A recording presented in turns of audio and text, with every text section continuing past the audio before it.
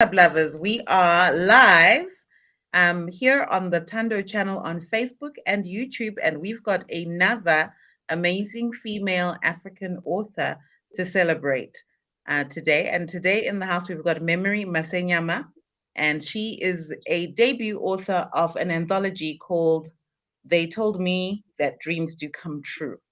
So, as we begin every book club, we always start off each book club with a quote from another African woman that I think sums up the themes of what we'll be talking about and what the book is about.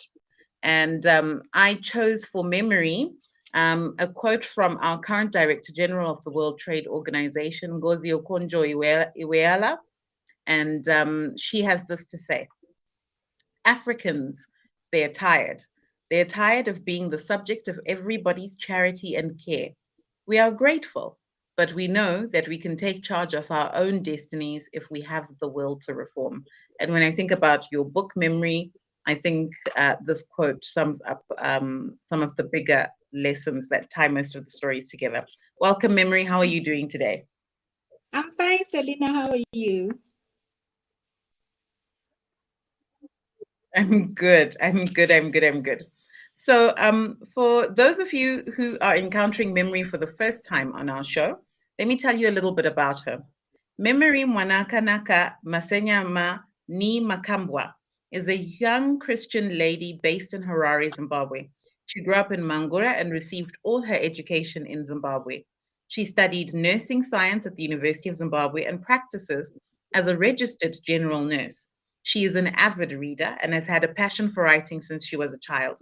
They Told Me Dreams Do Come True is her first book. It is a compilation of short stories that not only depict the struggles of young people living in Zimbabwe, but gives hope that dreams can come true and that they do come true. She is married with two children, and is it three now? Or oh Three yes, now, so yes. she just had a baby. So, and the book itself, They Told Me Dreams Do Come True. Just to hear a little bit more about it, here's the synopsis. Were they right when they told Hope dreams do come true? Even after so many rejections, could she really hope again? Can two ladies really make a living from the oldest profession? How many women did Emmanuel's father need to go through to find the one? And how on earth is Shingi going to choose the right candidate for his most prized asset? In a debut collection of short stories, Memory brings vivid pictures of life in modern day Harare, Zimbabwe, as she answers these questions. Each narrative is told through the thoughts, emotions, and experiences of a human face, which shines a new light on the city we know and love. So if you're watching and you are interested to know more about Memory and the book, please say hi. Let us know where you're watching from and give us a question for Memory while we have her here. So, Memory, kick Yes. us off by just giving us a little bit of background into what, why did you choose to become an author? What was your journey to this first debut novel like? Okay, so I've always loved reading, like ever since I was a child. And I tell you, when I was in primary school, I think it must have been grade three, I became the librarian of the junior school. So I could read every book in the library and I could go to the library anytime I wanted. So from there, I just then loved coming up with stories. So I would just write like little stories, poems in my books. And also because it helps me think. I can't really express myself like if you ask me something right now, I have to think about it. I want to write it down and then read it out to you. So writing has always been something that I've loved to do. And my father also, he writes everything. Like I found a diary of his where he journaled like his journey of how he met my mom, how they got married, like what he was charged, everything. He keeps everything and he writes a lot. So I guess I got it from there. That's pretty cool. That's very, very cool. A lot of parents only think about writing down their stories when they're really, really old, but it's been so cool. He's been tracking the journey all along. Yeah. So now, so you've loved writing since you were young, and Yes. you've been an avid reader. Even got yourself a gig as the librarian. Now, Yes. how do we how do we come to they told me dreams do come true? What was why did you feel that you wanted to write that book in particular? Okay, so to begin with, I started actually writing these short stories when I started working at Pari. That was 10 years before this book came out. No, 12 actually. So I would sit, I used to love doing night duty as I'm a nurse and I was working at Pari. I used to love doing night duty and it's a lot of hours. It's 12 hours. So in between seeing patients, I would just write down stories. I love it when people tell me stories or I'm just sitting and I hear a story and I'm just like, oh my gosh, I should share that with people. So I was like, how do I share it with people? So you write a book and everybody can get to hear that story again. So yeah, like the other story, the candidate, it was just someone who said one statement, and from there I thought, let me think up a story from this statement, and then that's how it came about. So I've been like, my character in the first story, they told me dreams do come true. Hope had a lot of stories in her cupboard, and she just kept them there and she was writing. I was just writing and putting them there, writing and putting them there, and giving them to a few friends of mine who would read and have fun. And I guess I was like, it's not good enough to publish. So I was scared to publish. So I would just write and put them there. And also, just like Hope, I thought I was led to believe that it was expensive to publish a book, and yeah, so I was just scared and I put them away. And then my friend, Diana, she kept saying, your book should come out. Your book should come out.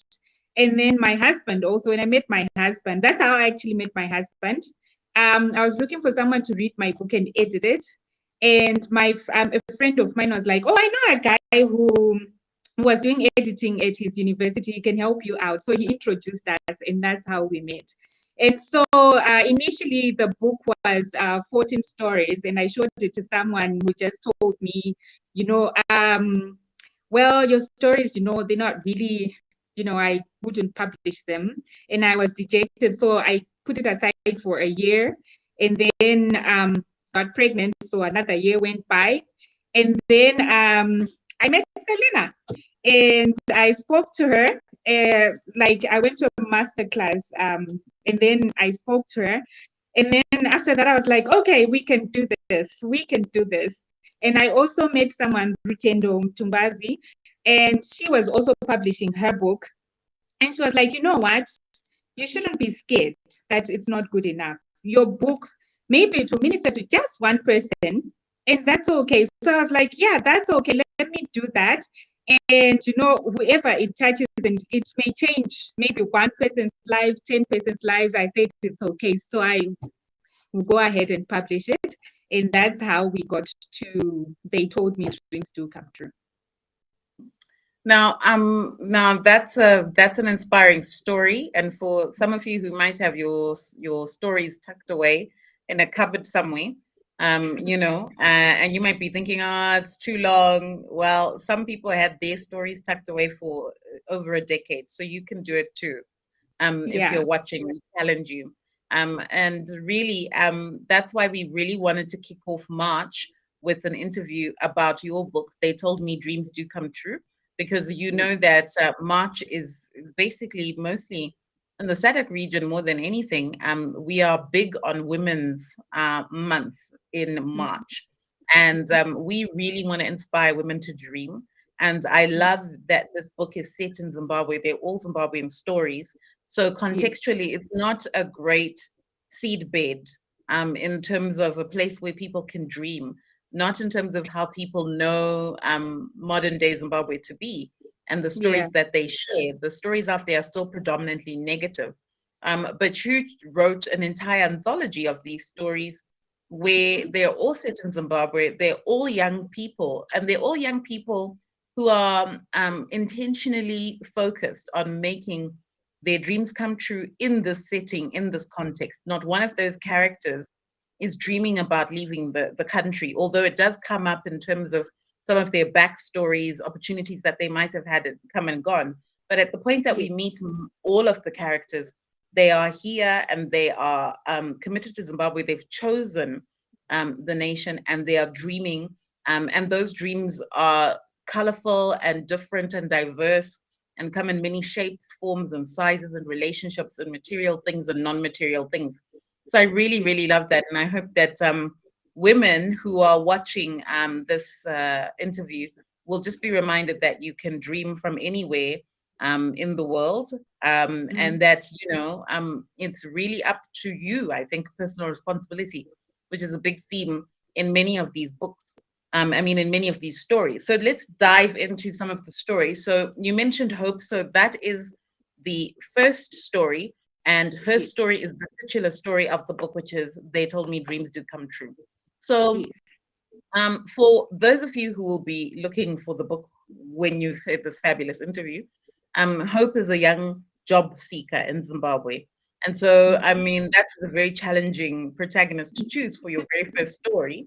But that's what I also thought was such a strong youth element that young people would resonate with.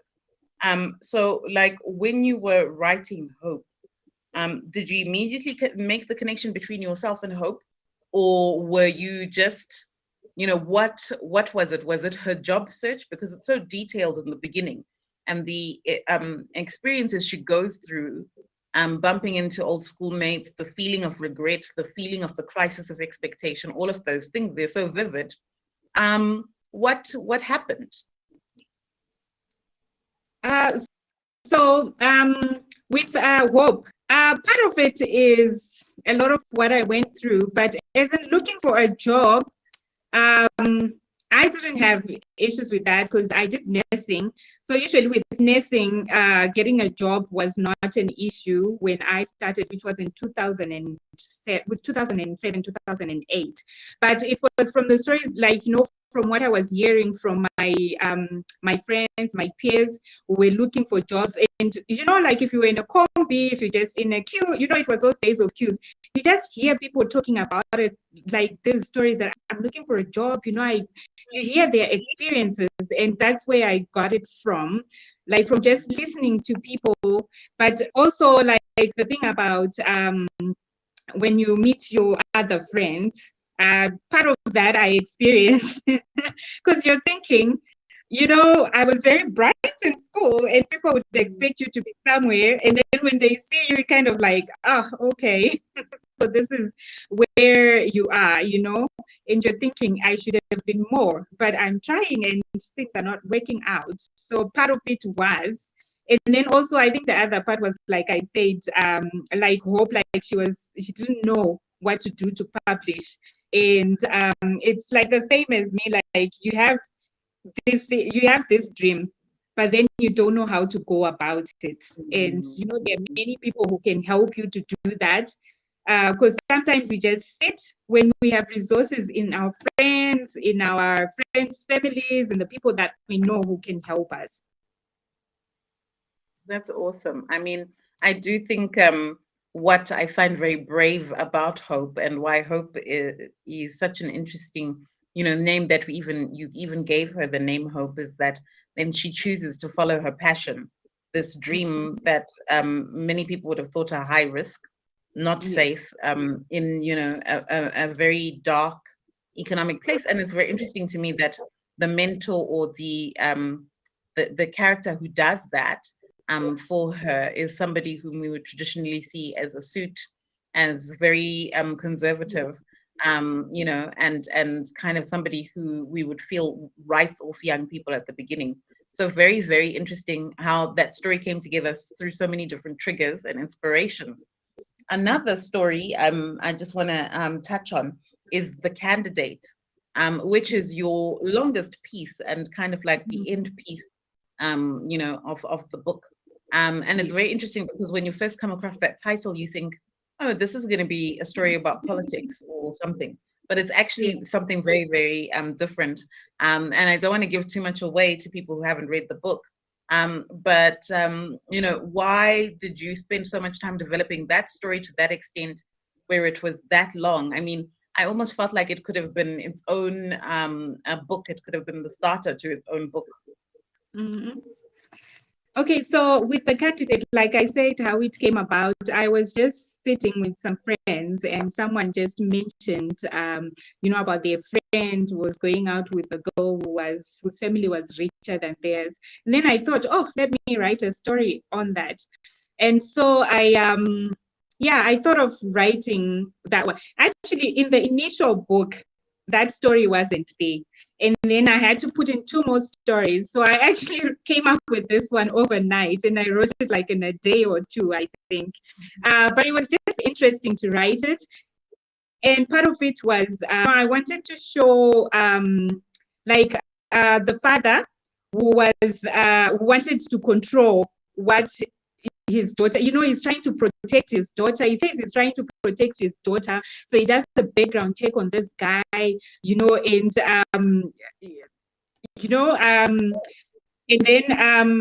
the girl is independent, she wants to do what she believes is right for her. Sorry, so she wanted to do what she thought was right for her. And the father thought, no, I know best, so I know what's right for you. And our main character there, he was a hardworking guy.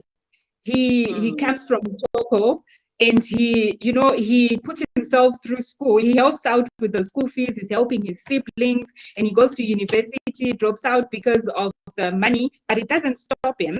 So he goes on to do agriculture, which we know is actually a very lucrative business in Zimbabwe. And it's not as easy as, you just get in and you're rich the next moment. No, he's working hard towards it. Starts from the bottom and he's working hard towards it, as we see later on when his cousin is describing, that it just fell in his lap. It didn't just fall in his lap, which is like what other people believe, And I also wanted to bring the aspect of marriage in Zimbabwe, how it takes place in Zimbabwe. So we see them gathering at the house. I have witnessed this one many, many times, including my Rora as well. When the fathers and the tetes and the gogos and sekrus sit down and they're going, they are arguing about what we should charge. So I wanted to bring a little aspect of that as well. And also of weddings, like how we do weddings in Zimbabwe. Okay, a lot of the ones that I've attended, I also wanted to bring in that aspect. So, those were not in Zimbabwe. Like our sisters who are outside Zimbabwe and they miss the weddings so much. So, when people are reading the stories, they're like, oh, it reminds me of home. And that's part of what I wanted to do, remind people of home, and also to put it out there, like when people read 20, 30 years from now, they can see like this is how they did weddings. This is how they did lobolas. Like, I mean, I was actually trying to find the way they did lobolas like 30 years ago is a little different from now. It's nowadays, it's mostly a bit lax, So I didn't want that to be lost in the pipes, So a bit of it is capturing in the book, so it will always be there also. Yeah, that's really special. I love that you talk about it being captured in the book and it will always be there in the book.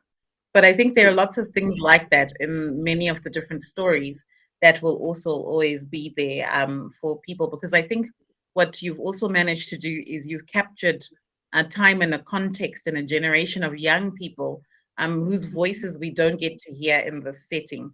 The youth story, the Zimbabwe youth story, is all unemployment, drama, all of these other things.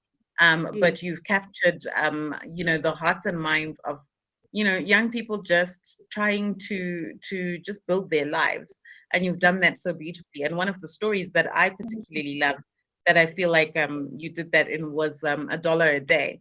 And because you capture one of the many big questions of the day that I think a lot of young people are having as they're coming out of university and starting to think about, making their way in the world. And you capture these characters in that particular story in a conversation many young people in Zimbabwe have had, probably around braais or with their friends. And, I've found that quite true to the slice of life aspect for young people, but also quite true to the era and the time and capturing that. So I thought that that was really, really nicely done. But throughout all the stories, I think all of the characters, we catch them in a point where they are thinking about where they want to go, thinking about, the future. And so we really, really appreciate that. If you are watching tonight on the book club, we would like to see you on Facebook or YouTube at Tando Channel.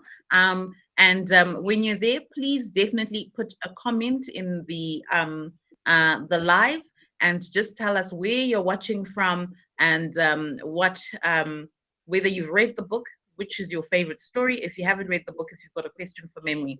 So we'll definitely attend to those questions as we continue the interview. So now, Memory, I just want to now go to, so you write the stories, you publish the book, you self-publish, you Yes. still got your day job, you've got your two little Yes. kids, everything's happening all at once. Yes. And then you finally get the book out. What was the reception like? What have you been surprised by in terms of people's response to it, and what has people's response to it? And whilst you're doing that, please also let people know where they can get your book. Okay. So the response was, because mostly I started selling it to my friends and family, and they also told their friends and families about it. And the nice thing about that is it inspired a lot of people, because they were like, oh yeah, you published your book. It actually came out. You actually published your book. And I was like, yes. So my nieces, my brother's babies, they're actually now like, oh, I can write a book and actually publish it, So it was something that people were like, it's not so easy to publish a book, but now they can see that I did manage to publish a book, so they can actually do it. And it inspired people. We had dreams that they had shelved away, and they were like, oh, okay, so you did this, and you are like in your 30s, and you have a family, you have kids, you have a job. So if you can do it, I think I can do it, which I think I was aiming for, because they told me dreams do come true. Your dreams can come true, and it doesn't matter how old you are. You can start from there, and you keep going. That's awesome. And I do love that you've made that comparison, that the journey of you putting out the book is very much the same as the title of the book. You made your dream come true. And by doing that, you also showed other people that it can be done. But then the book also gives so many different pictures of what that looks like in so many different modern day settings. So well done to you. Was there anything that you found pleasantly surprising, or that surprised you and made you taken aback, like I never expected that to come out of this book?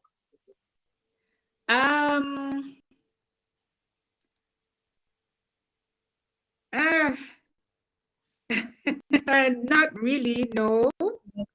Mm-hmm. Oh, okay. So we've got Tokozile Dorothy Gwaze Makambwa, who is joined us on Facebook, and she's clapping hands a lot. So thank you very much for that celebratory clap.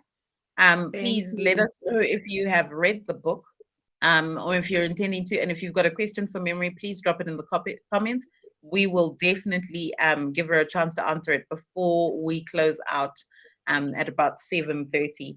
Joe Marcus, thank you so much, Joe, for joining us on Facebook. We are so happy to have you. And, if you've got a question for Memory, please let us know, and we will make sure she answers that. So your live is now heating up as people have found us on Facebook. But anyway, one of the things that we like to talk about is not just the process of how you got there, but what have your insights been on the publishing industry in Zimbabwe, in the Southern Africa region? What are some of the things that you would like to see? And what has the perspective been like for you going on that journey as a young Black African woman? Okay, so with the publishing, I think what I would like to see more, because it's like I've talked to a number of writers, and they're like, we have our book, but we don't know how to go about publishing, because then I had a lot of inquiries from people like, oh yeah, how did you publish your book? Where do I go? Who do I speak to? So yeah, I think the message needs to get out there, like of people like, if I want to publish, how do I do that? Because that was also my main problem. I went to a few publishing houses, and I must say I wasn't very encouraged, or because it's like people just are brushing you off. So I think, yeah, like going the self-publishing way was a good thing for me. So yeah, people would like to know how to do that. Like, how do I publish? Mhm. Definitely. Yeah. And we hear you, like you said, you came across me at a masterclass, and we Yes. definitely did one here on the Tando channel last year. So we will take up your advice, and I think we'll try again this year, just so that people have that those resources available. But I agree with you.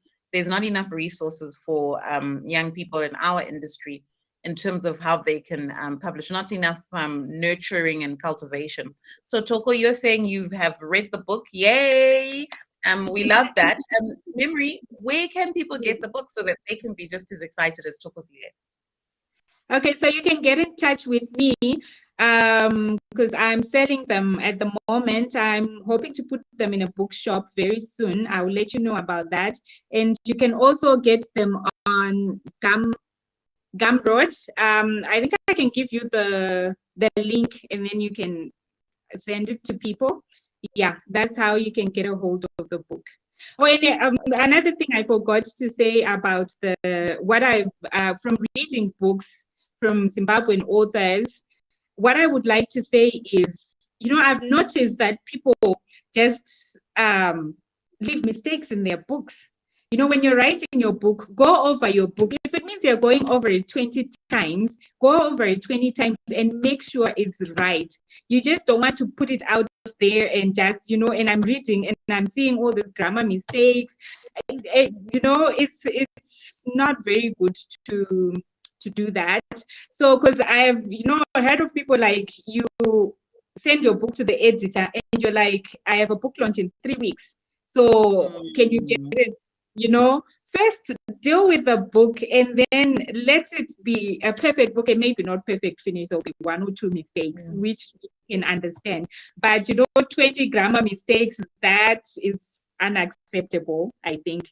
When you're doing something, do it excellently. So go over it again and again and again until you get it Mm. right. Awesome. And Toko's just told us a really inspiring and well done memo, waiting for the next one. So that's how she feels about your book. She's actually read it. We've got Nyasha Makoni saying, "You go, girl." So there's a lot of celebration here on our live tonight. So thank you so much, everybody, for joining us on Facebook. If you're watching on YouTube, please definitely leave us a comment. We can see it and we will attend to it. And we will, if you've got a question for Memory, please definitely drop it in the comment before we close. We'll definitely address it. And Nikki, loving the conversation. Thank you so much for joining us, Nikki. And we really love that you're here and that you are engaging. We love viewers like you.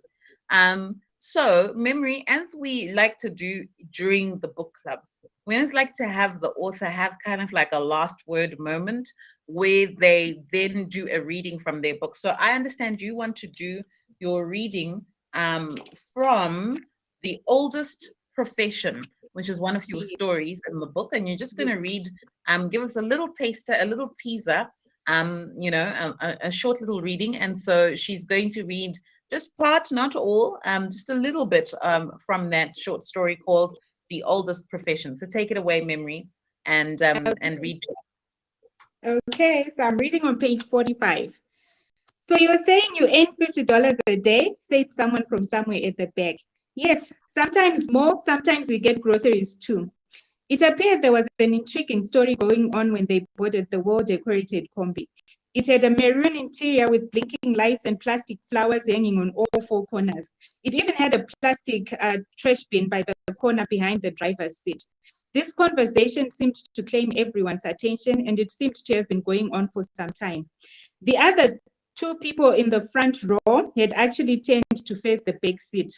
A man in the third row, whom Chichi assigned bearded man as a name, asked the question that was on everybody's mind. How are you making 1,000 or more every month in this economy? It's really simple, she answered, a bit defensively. In all fairness, the atmosphere in the combi did seem a little tense. Chichi peeped at the woman in the second row. She was wearing a tight miniskirt and a tight top, tight everything. She seemed to now be weighing in the conversation and said, sounding curious, so if I were to join you, could I also make that much? Of course, my sister. We can show you the ropes, and within a week, you'll be making profit. The response was confident and matter of fact. This was definitely interesting. Wow, Memory, you really know how to intrigue people. So I know where that story is going, and I've read that story. So I know a lot of you right now are kind of, your minds are racing. You're like, what is this? Especially with the title called The Oldest Profession. But if you want to know, you need to go and get the book. So Memory will share a link with us, and we're going to pin it to the comments on this broadcast, which stays up for yonks after the live broadcast. So if you want to rewatch this, or if you're watching this later, we will pin the link to where you can contact Memory and get a copy of this book for yourself and inspire yourself.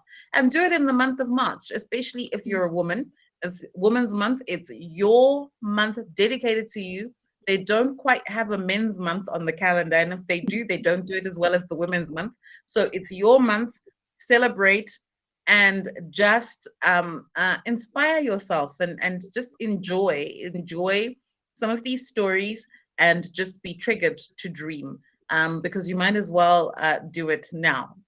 You only live your life once, so do it well, live well. And I agree with you, Memory. It's very important that people publish their books and work on them and make them excellent before they start thinking about launching. So we've got a few quotes before we ring off tonight. So Nyasha is back with Nesta, Clara, and Di are proud of you, girly. So you've got a really hot fan club that is here with us tonight, and we love that. And then Joe, congrats once again. So proud of you. Thank you very much. Thank you for joining us, Joe, Nyasha, Nikki, and Toko. We have really enjoyed spending this time together with you this evening. Talking, they told me dreams do come true with our debut author, Memory. So if you want to get the book, we will definitely, you can contact her. She is Memory Masenyama on Instagram, so you can DM her there, and we will pin a link to where you can get this book on the comments shortly. So without further ado, we're going to ring off. It's been a wonderful conversation this evening. And our message to the women is it's your month, so start dreaming. And throughout the rest of March, we're going to be talking practical and other ways of dreaming and other expressions of that. So we will see you same time next week on Wednesday, the 9th of March, with another edition of the book club. For now, stay warm, stay safe, pray for Ukraine and Russia, and we will see you soon. Good night, everybody. Thank you for joining. Bye. Bye. Thank you.